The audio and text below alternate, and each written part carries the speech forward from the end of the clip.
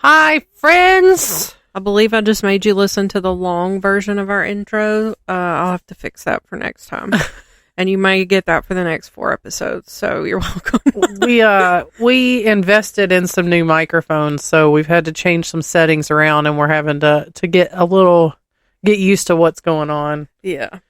But better microphones, I think. Yeah, I think so too. It's nice to not have something like taking up space on the table. Yeah, we've got boom handle mic things now, so I can kick back and get comfortable now. That was my biggest issue I had with the other ones, because I wanted to sit back and be comfortable, and I couldn't. Me, I'm always tense and sitting up and sitting like a shrimp. So what's going on in your life? What's new? Let's see, we had Christmas since we last recorded. I got a new car. Yeah. I got that. We got that on Christmas Eve. I got me a little Beetle. And I'm really excited about it. She cute. She is very cute. She needs some cosmetic work on the inside, but other than that, she runs well for the price we paid for her, so I'm excited about it. We can get rid of old Smokey out there. Right. I got a lava lamp. Oh, I saw it there, and it didn't even register it was new. I've been looking for a specific color lava lamp. So when I was a kid, I had one that was black, and then the liquid was green. It was like green liquid or whatever with green balls floating around. So I've been looking for that specifically. And I was on Amazon the other night. I was like, I'm going to see if there's any on there now, because there hadn't been. And there was one for like $25. And I was like, you're coming home with me. And put that in my cart and checked out. Let's see what else. I have a new boss at work, Daniel. Thinks he's gonna boss me around. Tell me what to do. No.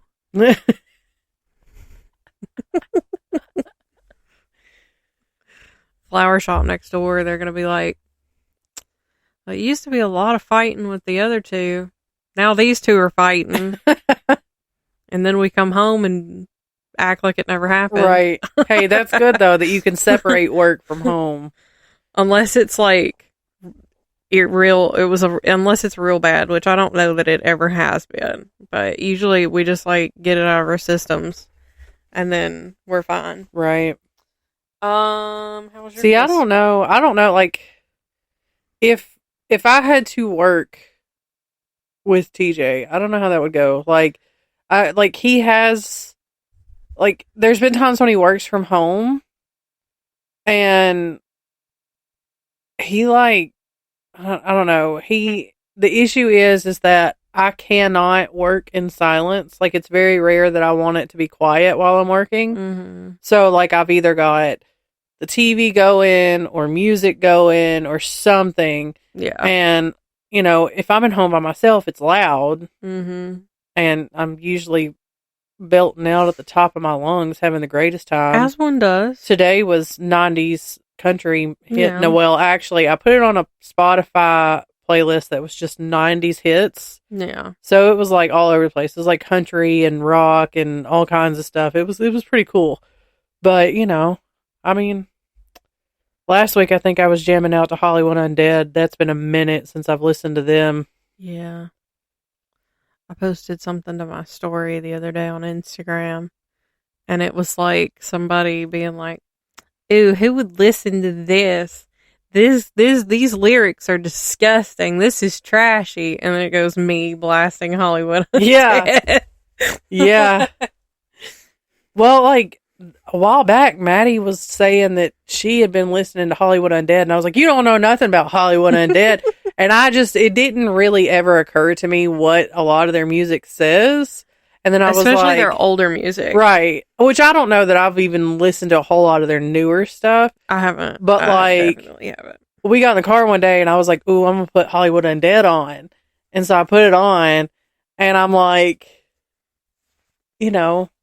everywhere I go. Yeah. And I'm like singing along, and then I realize what I'm singing, and I'm like, my 14-year-old is listening to this? Yeah.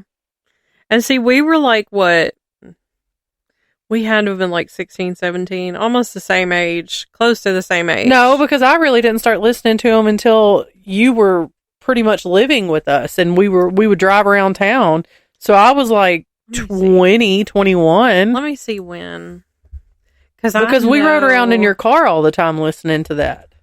Because that's also when you introduced me to Avenged Sevenfold. I've been specifically, dear. I've been listening to Avenged Sevenfold since. Oh yeah, that song didn't come out till 2008. Yeah. So I don't know. I don't know what I thought I was listening to, but Beastie Boys is what we were listening to at that point. True, but specifically, and I've got big balls. You've got big balls. But yeah, we were specifically listening to the one song, the Fight for Your Right. Oh, yeah. I've since listened to a lot more Beastie Boys. Because I also listened to No Dogs in Space, and they did a whole deep dive on the Beastie Boys, which is actually super, super interesting. I like that podcast. My personal favorite of the Beastie Boys is their rendition of Benny and the Jets. I don't know that I've ever heard it, and I will definitely have to listen to it. You want me to give you a brief rundown? Sure. Hey, kids! That's literally all it says. And then, Benny and the Jets. My dad used to blare that in the car. He thought it was the funniest thing. Good Lord. Anyway, so Christmas, you said, has come up. We had a good Christmas. We did. I mean, it was Christmas Day was a very hectic day. It usually is. It was very hectic. We we got up at like 6:15 in the morning. Good God. Because I wanted to make sure that the kids had time to open presents and see what Santa brought them, because we were supposed to be at his mom's at 9 a.m. And so see, I said breakfast for 9:45. I was like, give me plenty of time to make food. And we got up, did presents and all that. We were maybe 15, 20, 30 minutes late to his mom's. And then, so everybody ate. We did Dirty Santa after the kids did their gifts. His aunt did like the coolest thing. She made... So TJ's grandmother passed away a year ago, I'm pretty sure today. So January 5th, she passed away like a year ago today. So for Christmas this year, one of his aunts took a bunch of his Nana's t-shirts and made pillowcases. Yeah. For little small pillows for all the grandkids and the great-grandkids. That's cute. So all three of my kids got a pillow and TJ got a pillow. And it was a really sweet deal. My kids were super excited about it. Like, Easton's reaction to it surprised me the most, because when he realized what it was, when we told him, he was so appreciative of it, and he has made sure that he sleeps with it every night. That's now his favorite pillow. Yeah. But so we had to be there at 9. We left there and went to my aunt's house. It's like 30, 45 minutes away. I think we got there at like 1:30, and then we had to be back at TJ's mom's later that night for Christmas with like the siblings. And so I think we got there at like 5:30 or so, 5:30. And then finally I think we got home like 8:30, 9 o'clock. I was exhausted. It was such a long day. See, I almost wish, like, I had a big family like that to do things like that with, because, like, we had breakfast. I had breakfast with my parents. It was just 4 of us. And then we go to my Nana's we just did, like, snacky things this year. Yeah. And it's 5 of us. Yeah. And that's it, because my sister can't come home for Christmas because of work. Which sucks. Right. But even then, it would be 7 of us. Yeah. So I mean, I've never had like cousins or anything. It's nice. I guess, like, I've always, because even growing up when I was younger, we'd go to my grandparents' house in Smithville. So it's like, that's a good distance from us. Yeah. And we do Christmas as a family with like my aunts and uncles and their kids and my grandparents. I'm already yawning. And it was, I mean, that was honestly, that was the best way to spend Christmas. I enjoyed that so much, even though we had to travel so far. But as an adult, it's always been let's rush around and go and go and go. Yeah. But I mean, I don't know that I would change it. Right. I enjoy spending time with my family, but it's a lot, especially when you've got kids. Right. I think I want to experience one Christmas like that with somebody else's family. That's a big family. Come with us. Because, like, my family, like, and we don't have any kids or anything, so it's quite quiet on Christmas. Come with us one year. Yeah, because I don't have any first cousins either. I've got a second cousin. I've got several second cousins, but I have one in particular that is my favorite. She's the only cousin of yours that I've met, so she's my favorite of your cousins. And she's the only one that I know, like, personally. I don't know any of the others. She is pretty awesome. Yeah. Her mom's pretty awesome, too. Yeah.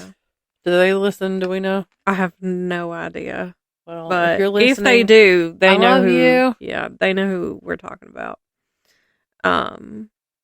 Even though I don't know that I've seen them in forever, but life just gets busy. I see them at Walmart all the time. I haven't seen them out in forever. But anyway, had my birthday. Yeah, you had your birthday. We had a little gathering at the house. It was quite hectic. There was a lot of people in my little house. It was for New Year's, as you kept specifying.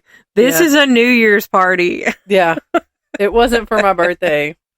It was fun though. It was super hectic. Honestly, though, I think that makes up for Christmas not having like a whole lot going on. Did you enjoy yourself though? I did. Okay, I did. I just wanted to make sure. I took a gummy, and You were talkative. Yes. And I was snacking, and yeah, I did have a good time. Good. It was a lot of children. Yes. But I did have a good time. It was a lot of children, but I had a good time. Yeah. It was fun. I feel like there was something I was going to mention at the front end of this episode, and I don't remember what it was. It'll come to you in the middle of us talking about Spooky Colorado. Spooky Colorado? Yeah. So I guess, are we ready to dive into this? Let's do it. All right. So I guess I'll go first since I have You have one more than I do. Yeah, I have one more than you do, so I'll go first. I am starting off strong with, it's been a minute since I wrote this, and I'm just now that I've seen this lady's name, I'm like, oh no. So, the death of Emma Crawford. The name doesn't ring a bell with me. Okay, well, it does because I wrote it. I've never heard of this before. So in 1889, Emma Crawford was stricken with tuberculosis and had moved to Manitoba Springs, Colorado, in hopes that the climate would cure her disease. Days before her wedding, she began to climb a red mountain after saying she received directions from an apparition of her Native American spirit guide. However, she died during this climb. In order to commemorate her and her connection to the mountains, her fiancé and 11 other men attempted to bury Emma at the peak of Red Mountain. Unfortunately, they were met with a landslide that carried her casket all the way back to the bottom of the mountain. And in the years following, various body parts, including her skull, were found scattered around the mountains in varying locations. Oh. But this is why, because it was so short, I almost just threw it out, and I was like, nah, I'm not going to leave that in.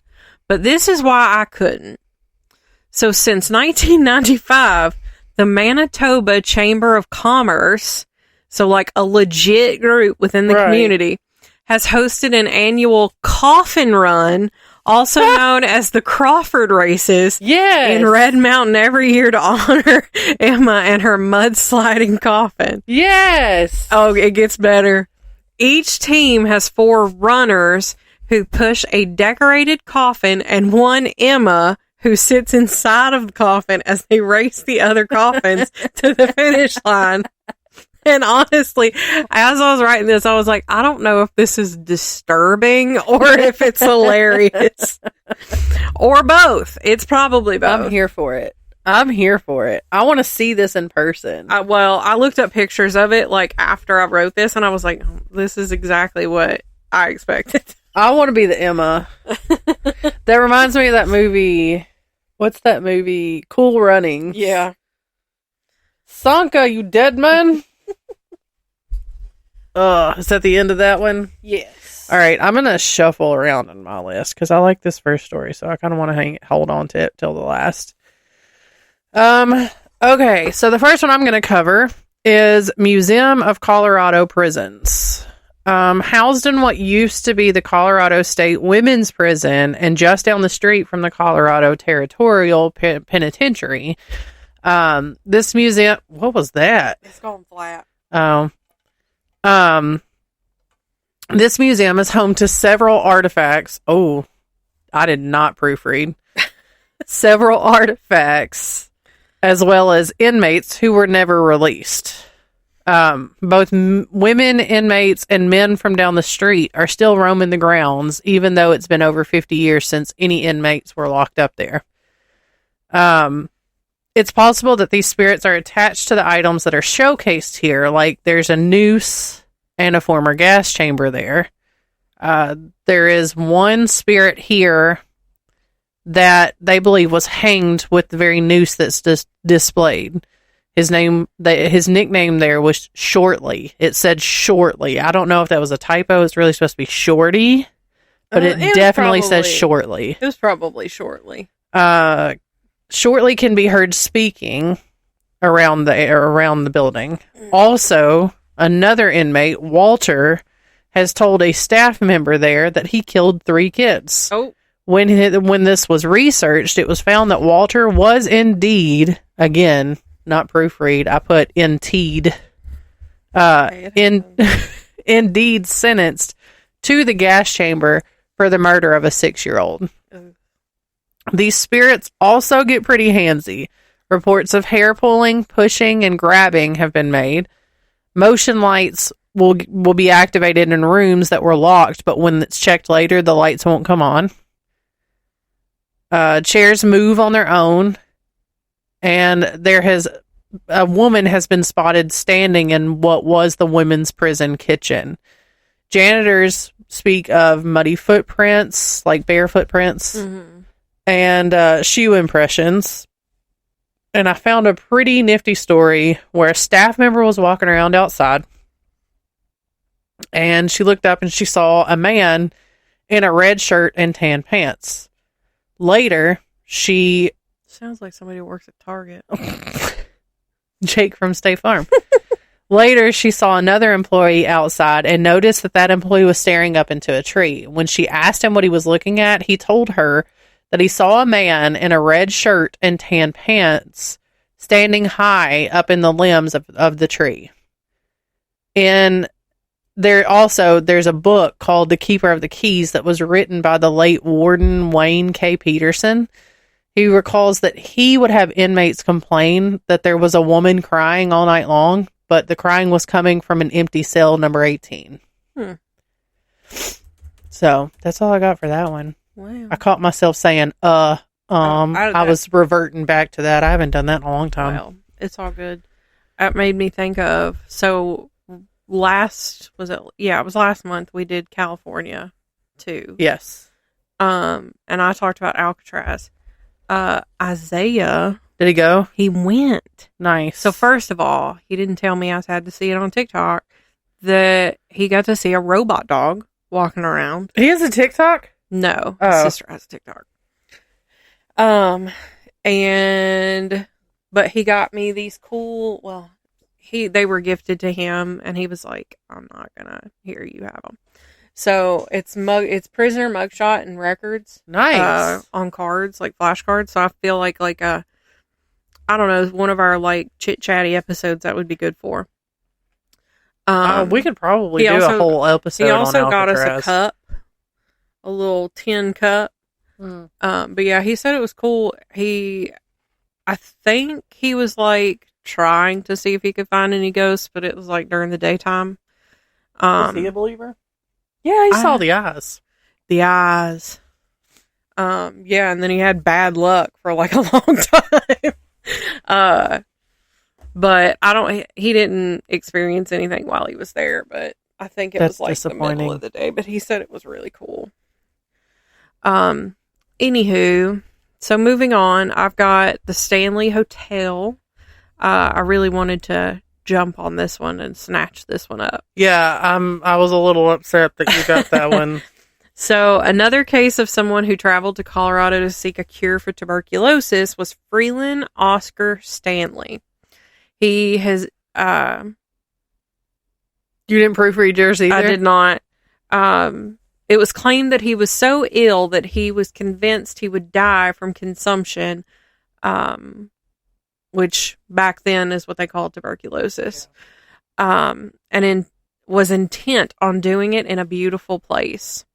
However, after just one summer, his health was restored, which he of course credited to the fresh air and sunshine of Colorado.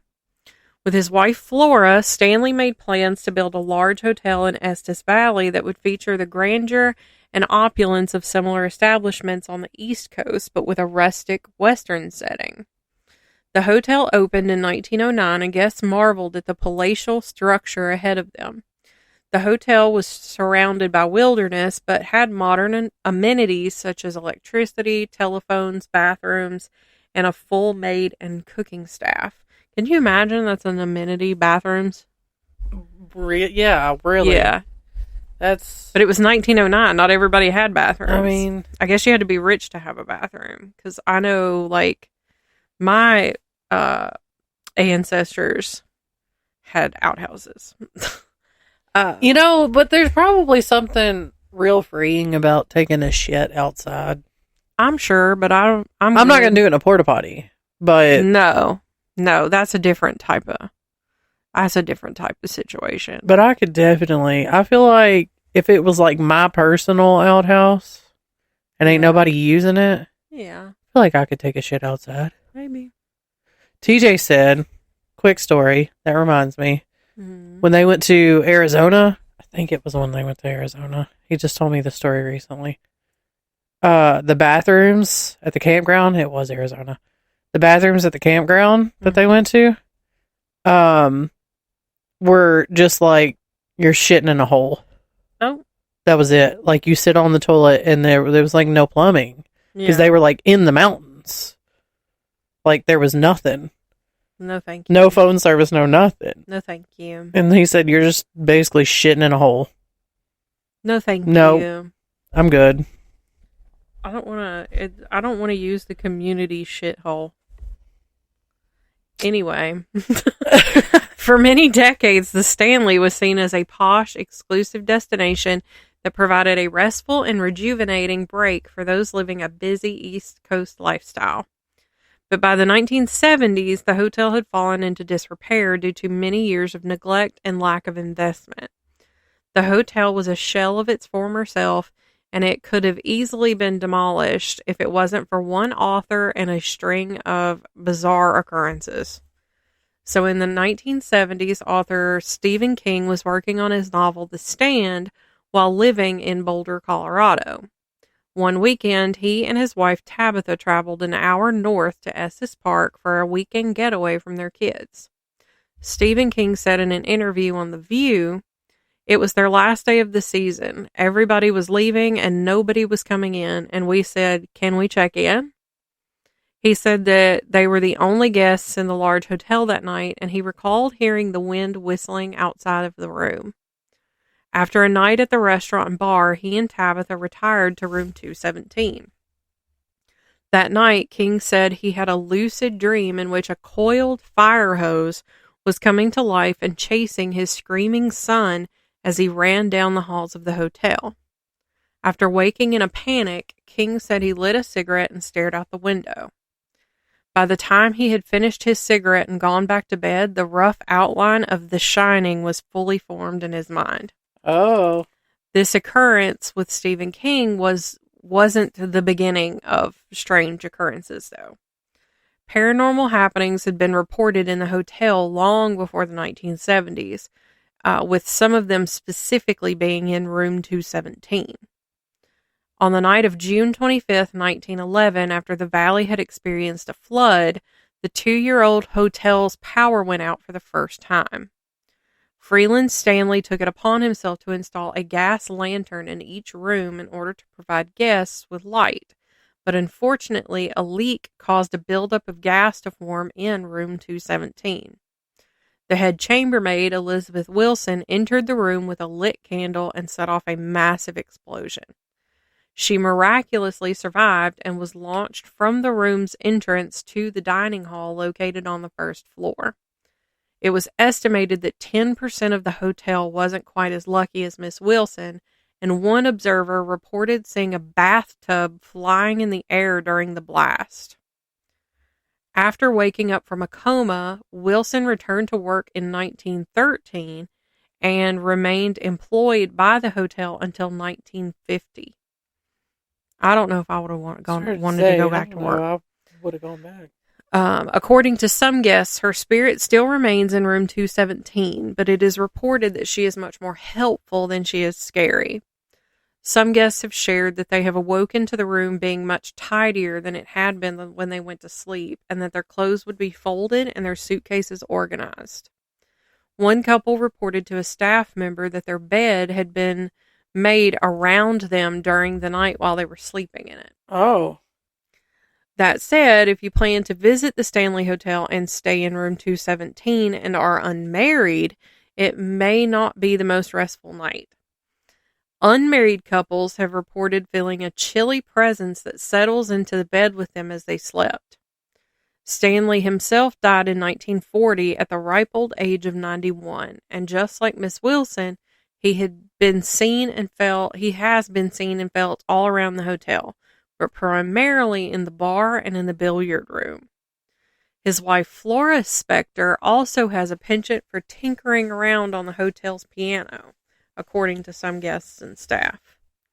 Some of the hotel's tour guides believe that the ghost of a special needs child wanders around the property playing with guests' hair. Guests that have stayed on the 4th floor of the Stanley Hotel have reported hearing children's laughter in the hallway, only to find no one in sight. Nope. I don't mess with kid ghosts. In a 2021 interview, Rachel Thomas, a tour supervisor at the Stanley Hotel, claimed that she had become mysteriously ill on the 4th floor. Stories such as this have made the Stanley Hotel internationally famous, and it has been featured on both Ghost Hunters and Ghost Adventures. There are also some strange places to be found around the grounds of the Stanley, such as a pet cemetery where many of the hotel's owners' pets have been buried, including Cassie, a golden retriever who is said to still deliver newspapers and scratch at doors to be let in from outside. Aww. There is also an extensive cave system under the hotel, and in the early days it was seen as unprofessional for the staff to be seen by guests, so employees would have to use the underground pathways in order to travel between rooms and the hotel's bar and the restaurant and the laundry facilities. I don't know how you would travel between rooms in underground caves if you've got multiple stories, but I thought about that when I was writing it, and I was like, that's kind of weird, but whatever. The ghost of a pastry chef is said to haunt the caves, and there is often an inexplicable scent of baked goods wafting throughout the cave system. Another haunted room in the hotel is room 401, and is said to be the creepiest room in the entire hotel. It is thought to be haunted by the spirit of an unfriendly man and woman, and women have claimed that they were inappropriately touched by an unseen presence while standing inside the room's closet. Can I help you? Amara's peeking over her shoulder.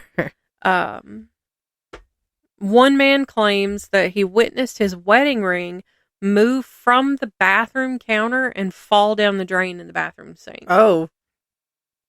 And down the hall in room 407, multiple guests have reported being tucked into bed by an unseen force, and others have reported feeling someone sit on the foot of the bed, only for them to find nothing but an indentation on the covers when they turned the light on.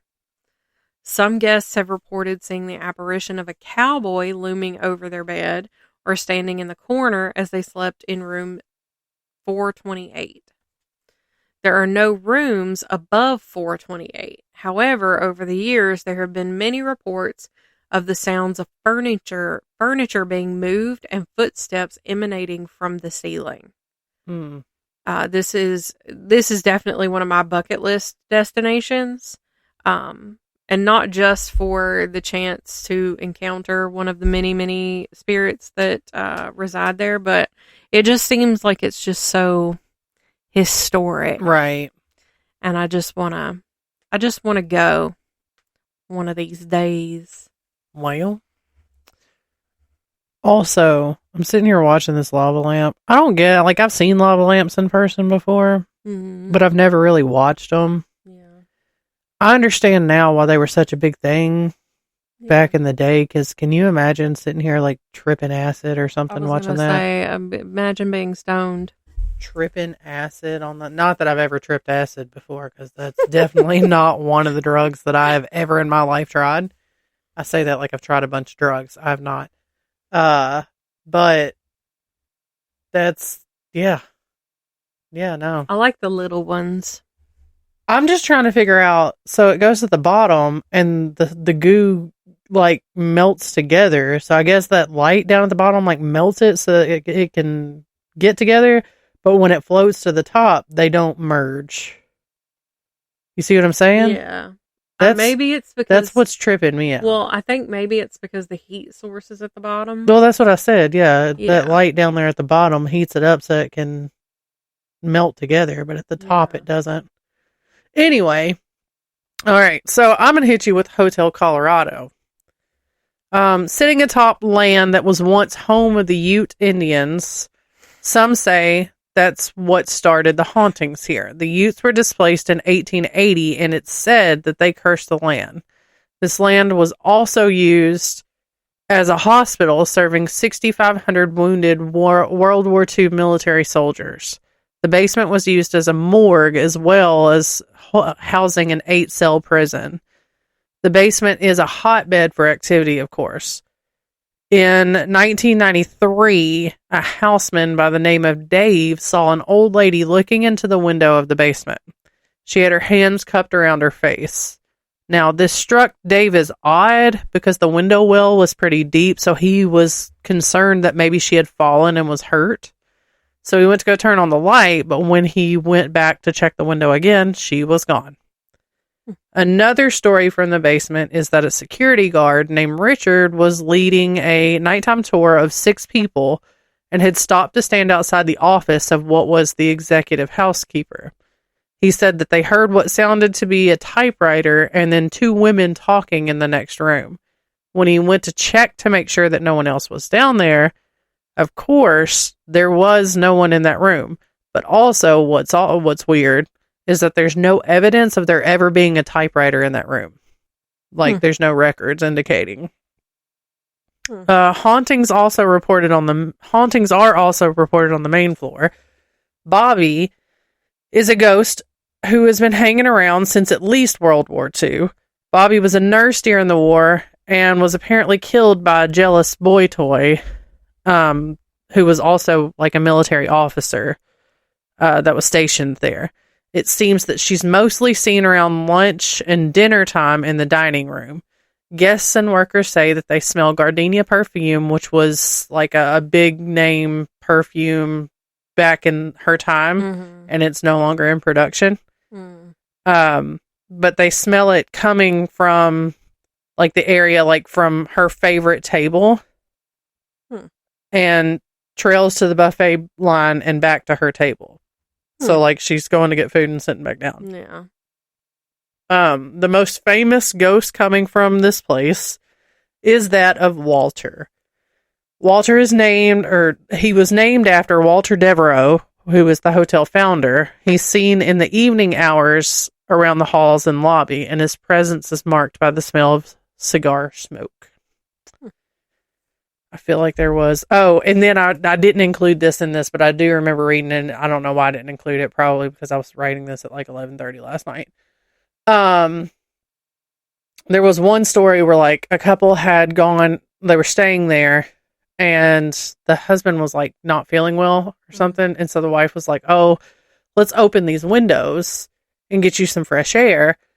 And so then I guess she left the room, and then he said that a female, what he thought was somebody that works there, like a housekeeper or somebody, walked in and was like, no, we need to keep these windows closed, shut the windows, and then left. And then the wife came back in and was like, what's going on? And she opened them, and every time they would get open, the woman would come back in and close them. That's creepy. Yeah. Was that it for Yep. yours? My next one is Denver's Union Station. So in 1884, a Leadville barber named John F. Fitzgerald told his wife that he was going to visit a friend in the city, but instead he went to Holiday Street, and this is where he was last seen alive. Months later, his decomposing body was found by 3 boys and was exhumed in front of a crowd of 1,000 city dwellers. The authorities discovered that he had visited a high-end bordello, where he was murdered in his sleep by Belle Warden, a sex worker, and her lover, Barry Gates. Is a bordello like a whorehouse? Yes. Okay.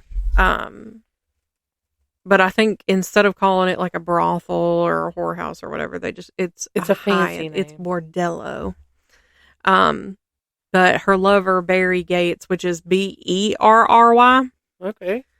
And to this day, it is claimed that the ghost of John Fitzgerald haunts Union Station and is being chased by the ghost of his wife, who is yielding a rolling pin. Okay. Get it.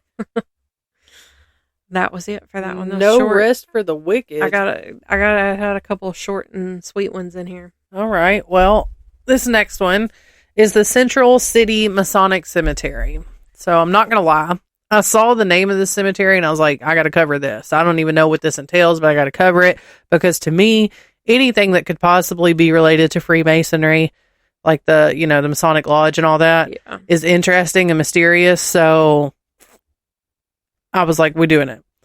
But this cemetery for sure is not lacking in the ghostly department. Of course, there's the mysterious orbs that show up in photos that are taken, but you know how we feel about that. Those are usually easily debunked. Yeah. However, these orbs are also visible to the naked eye, floating around the headstones and whatnot at nighttime. There's been... See, there I go again.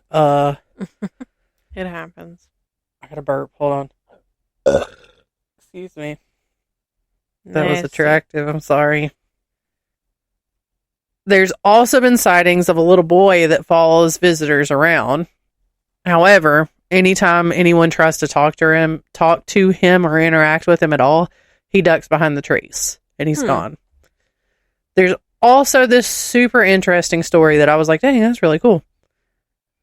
Woman, it's a story of a woman dressed in what appears to be like a black satin gown, and she visits here twice a year. Now, I figured out what the significance of one date was, but I don't know what the significance. I couldn't figure out why the second date. She comes every year on November 1st and April 5th to lay blue columbine flowers at the grave of John Edward Cameron. Cameron died at the age of 28 on November 1st of 1887. So that explains the November 1st. I couldn't figure out what the April 5th was about. Maybe it was something significant to the two of them. Maybe. He died of what was said to be heart paralysis. Funeral attendees noticed that this mysterious unknown beauty of a woman came to his funeral, but no one there knew who she was.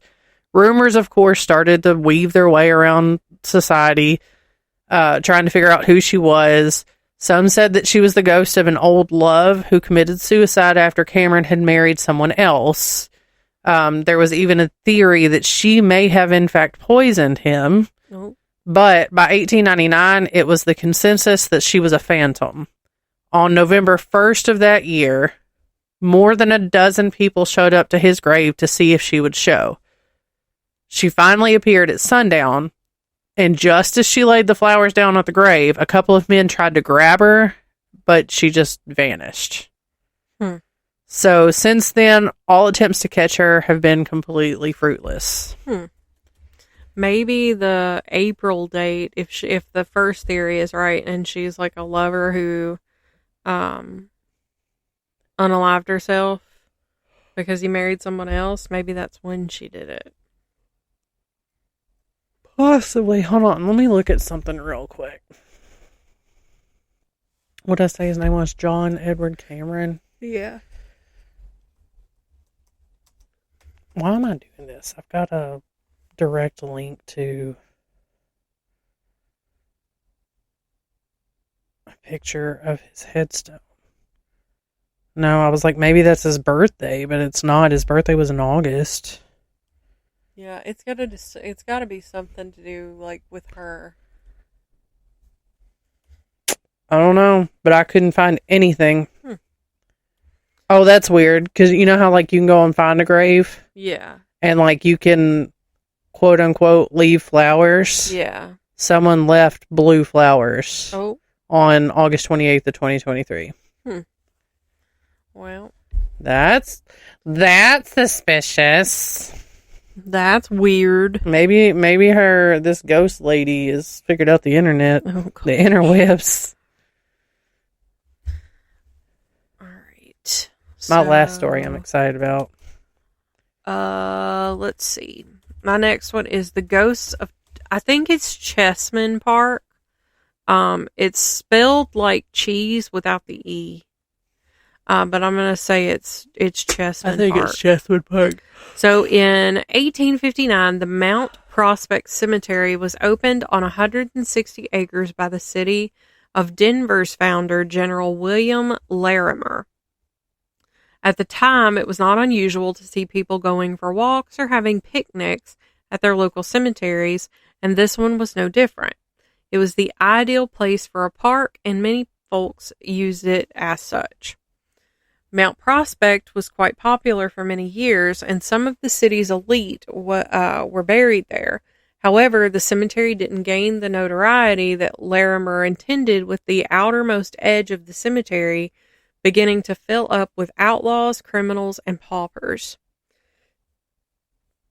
Citizens of Denver began to call it the Old Boneyard and Boot Hill. But there were many new cemeteries opening closer into town, and it became a much less practical burial place. And by the 1880s, it had become totally run down, and the city wanted to turn it into a park. There was a provision within the land sale that made it so that Congress had to approve the transition from cemetery to park, and they did so on January 25th, 1890. There's a lot more to the history of this cemetery, but I won't dive into it, but you know how much I love to do that. But it says there, I said I'd make a Facebook post about it, so I might do that. This is where you and I are two completely different people. But now that it was approved for it to be converted into a park, there was the problem of moving 5,000 bodies out of the cemetery. First, the city offered families of those buried there a free plot at another cemetery, but after a few years, only 700 bodies had been moved. In order to move the rest, the city hired an undertaker by the name of E.P. McGovern. McGovern's contract stated that he would be paid $1.90 for every coffin moved, but he took advantage of this and came up with a way to make more money. McGovern is infamously known for dismembering and splitting up bodies into different coffins.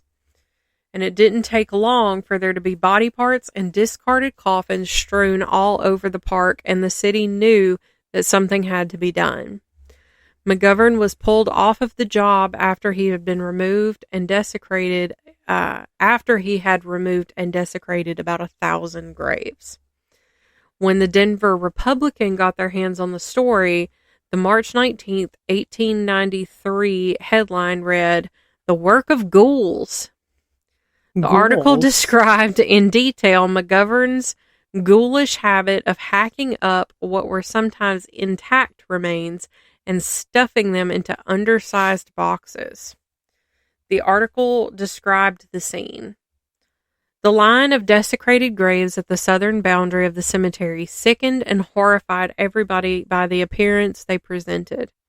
Around their edges were piled broken coffins, rent and tattered shrouds, and fragments of clothing that had been torn from the dead bodies. All were trampled into the ground by footsteps of the grave diggers like rejected junk. To make matters worse, rather than hire someone else to complete the job, the city simply removed the remaining headstones, and it is estimated that there are around 3,000 bodies left buried under Chessman Park. Just south of Mount Prospect, there sat a pest house, also known as a hospital for folks with extremely contagious and terminal diseases such as smallpox, which was heavily used during the time that the cemetery was active, and thousands of people were simply brought there and left to die. Bones are still found regularly at both Chessman Park and the Denver Botanic Gardens during the construction projects. Most recently, in 2010, there were 4 skeletons found during irrigation work at the park near the park's pavilion. All of this said, it is no wonder that it has become one of the most haunted locations in the state of Colorado, with all of those forgotten, looted, and sometimes desecrated bodies that continue to make their presence known, not only in Chessman Park, but in the surrounding neighborhoods as well. Almost as soon as the bodies began to be removed in 1898, this font I used is awful. I can't tell if that's a 3 or an 8. That's a 3. 1893, there were reports of strange happenings. One of the first reports was when gravedigger Jim Astor felt a ghost land on his shoulders. Astor, who had been looting graves as he moved the bodies, immediately ran from the graveyard and failed to return to work the next day. People living in the homes surrounding what was once the graveyard began to report sad and confused-looking spirits knocking at their doors and windows, as well as the sounds of moans coming from the open graves. Most visitors to the park today report feelings of unexplainable sadness or dread in a place that should be for pleasure and relaxation. Others report more specific experiences, which include hundreds of whispering voices and moans that continue to come from the fields where the open graves once were. No, thank you. There have been children seen in the park during the night before mysteriously disappearing. Nope. There has been a woman seen singing to herself who also suddenly vanishes. And on moonlit nights, the outlines of the old gravestones can allegedly still be seen. Some people have claimed that after lying on the grass, they have found it difficult to get up, as if they are being held down by an unseen force. Nope. There are many, many reports of strange shadows and misty figures wandering through the park, seemingly confused. And here, I'll round this little section up, this story up, with a story by Lee Cook of Slackjaw of Chessman Park. I live and work only blocks from the infamous Chessman Park in Denver, Colorado, and I've heard stories of its haunted nature, but never thought much of it until lately. One night, my friend Ruben and I decided to take a walk through the park. We walked across the south lawn to the pavilion, where there were several skateboarders making jumps on the sides of the old fountain, and other people walking about. We talked about work and other mundane things as we strolled away from the old pavilion to the rose gardens, where there is a natural maze of huge rose bushes. Just then I heard a rattling chain behind us and said, "Reuben, can you hear that?" As I looked around, he replied that he hadn't heard anything. "There, I heard it again," I exclaimed as I heard the chain jingling. Holy crap. Sorry if y'all heard that yawn. I'm sorry. Still, he didn't hear it, and we could see no one.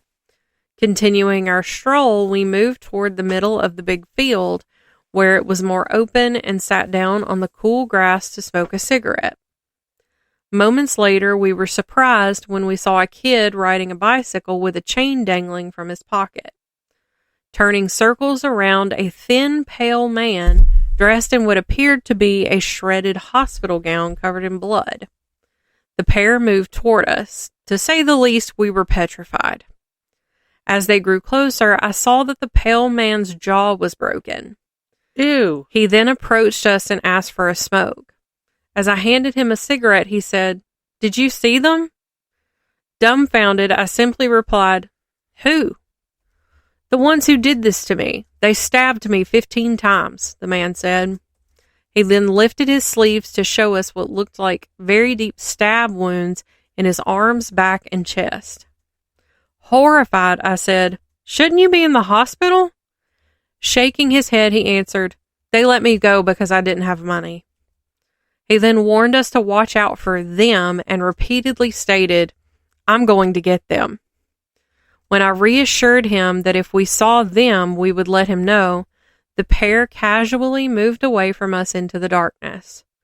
When we could no longer see them, Reuben and I quickly ran toward my apartment as fast as we could, never looking back. Afterward, we talked about what we saw for a long time, both confident that we had seen and talked to the Walking Dead. So if you ever go out to Chessman Park at night, know that you just might be questioned by a ghost in a hospital gown who continues to look for his killers. I have dubbed the ghost Slackjaw.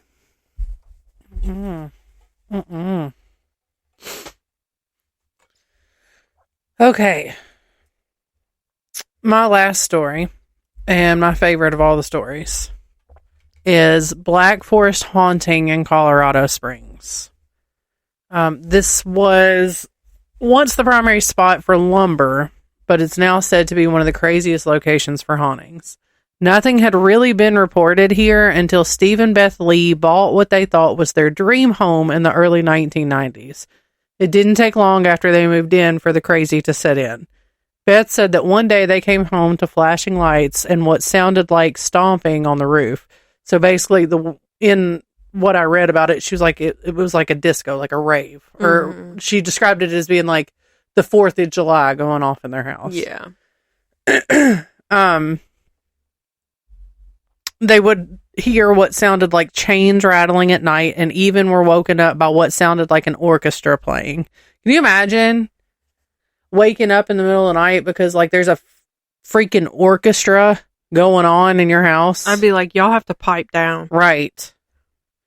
The strange occurrences were a daily routine for them. Lights and shadows would be seen by the kids in their rooms. Lights and appliances would power on and off on their own, and the family would even have times where they would catch a whiff of odors that were strong enough that would burn their eyes, nose, and throat. Ooh.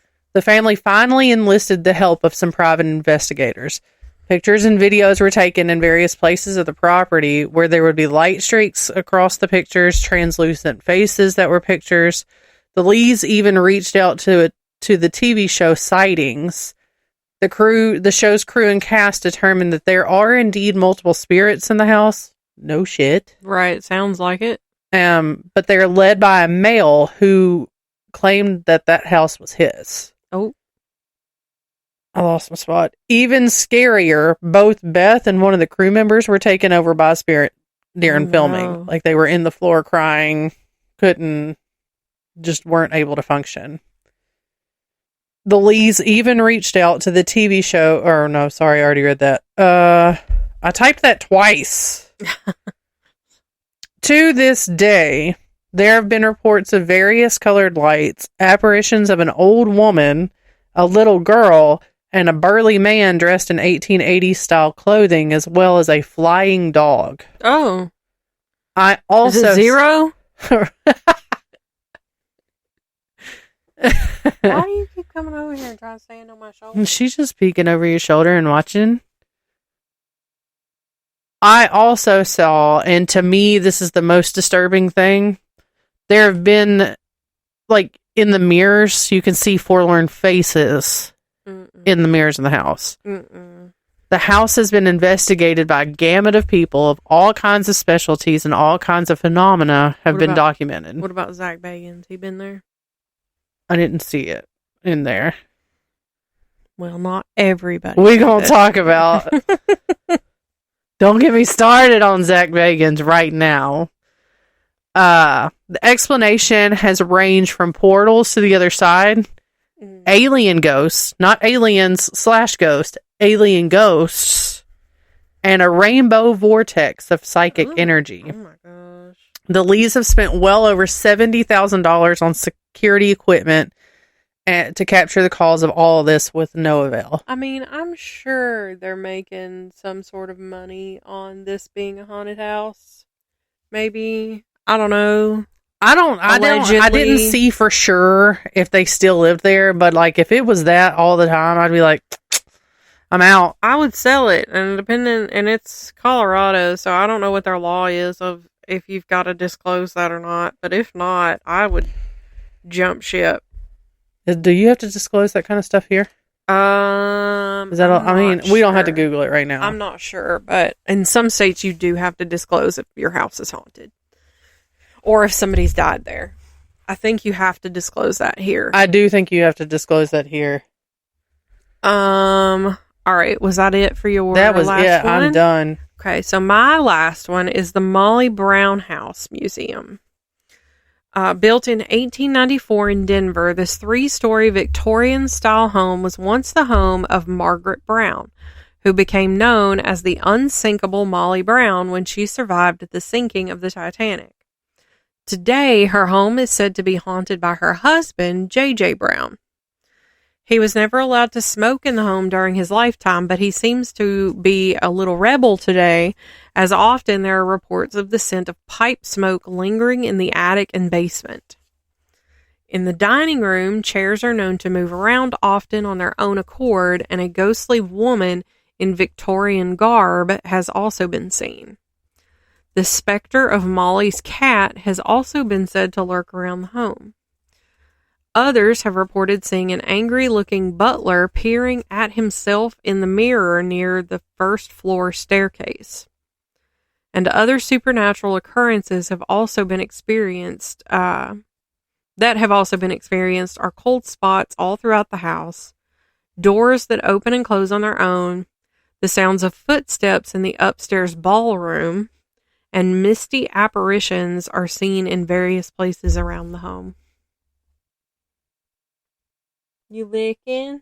She was looking weird, like through the curtain. I don't know if she saw like the lava lamp through the curtain, but she like stopped. Oh, I don't know, but that was it for the Molly Brown Museum. Well, and that's all you got? That's all I got. Well, all right then. I got the nonprofit for this week, and I found this one. I wanted to do something local to, like, specific to Colorado. And I think this one is based out of Colorado. It is Compassion and Choices. Their vision is a society that affirms life and accepts the inevitability of death, embraces expanded options for compassionate dying, and empowers everyone to choose end-of-life care that reflects their values, priorities, and beliefs. Their mission is Compassion and Choices improves care, expands options, and empowers everyone to chart their end-of-life journey. So basically, it's like they're out there to advocate for how you want to go about it, not... And if I'm not medically assisted suicide type stuff. Yeah. It's not what they're advocating for is it's not suicide. It's how you want to go about it. Yeah. And I think honestly, I know that's a weird thing to think about, but like, I want to do it. I want it to be on my terms, and I want to do it how I want to do it. Yeah, especially like if I had like a terminal illness that I knew, like if there's no cure or whatever, Right. I would want to go do some really cool shit. And then, did you just break the new mic stand? No. The one of the little things that turned enough that it fell off. But like, my ADHD is off the charts today, so I'm fidgety. But yeah, like if it was something like that, yeah, I can definitely get behind it. But like, it's not one of those things that like I think should be used as a tool for like mentally ill people. No. Yeah, for sure. But, and like, if you or someone you know is feeling some type of way, tell them to reach out for help. Right. Like this, even though you don't think about it, there's somebody to listen. Right. They even put here, like, address care for those living with dementia by normalizing advanced care planning so that people can pre-claim their right to access exactly the kind of care that they want and access the exact care that they want, before it gets to a point where they can't. Yeah. I think that end of life healthcare is a very, it's a very overlooked situation. Right. It's when you're getting to that point, it's kind of like, we're just going to do what we got to do to get you out of here. Yeah. And that route's not for everybody, but I think, and honestly, if you or someone you know is like a hospice nurse, man, my hat's off to you. There's no way that I could do it. I personally know someone who's a hospice nurse.